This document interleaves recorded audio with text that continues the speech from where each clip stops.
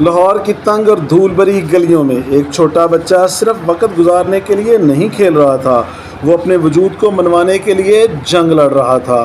पाकिस्तान में हर बच्चा सब्ज शर्ट पहनने का ख्वाब देखता है, लेकिन बाबर आजम के लिए सिर्फ ख्वाब नहीं, एक जुनून था। वो घंटों टेबल से प्रैक्टिस करता, वालिद दूर से इसे देखते। मुस्तकबिल गैर यकीनी था, लेकिन इरादे पुख्ता थे।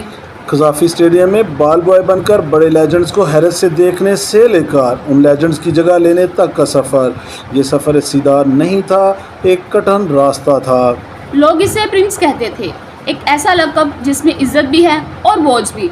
हर कवर ड्राइव, हर स्ट्रोक पर तनकीद की दूरबीन रखी गई।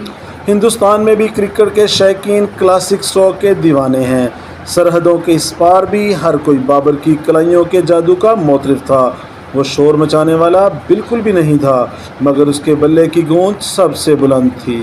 फिर भी तनकीद कभी नहीं रुकी। वो बहुत आहिस्ता खेलता है, वो मैच ख़त्म नहीं कर सकता। एक पूरी कौम की उम्मीदों का बोझ ये किसी को भी तोड़ देने के लिए काफ़ी है। वो अरूज पर पहुंच गया, दुनिया का नंबर 1 बैट्समैन। रिकॉर्ड्स टूटने लगे, लेकिन ताज के साथ सबसे भारी चीज़ मिली, कप्तानी। कहानी इंसानी सतह पर आती है। प्रेस कॉन्फ्रेंसों में इसकी आंखों में दबाव साफ दिखता था। मुस्कुराहट की जगह पेशानी पर शिकने, जीत हार, सोशल मीडिया का शोर। आखिर एक इंसान कितना बर्दाश्त कर सकता है।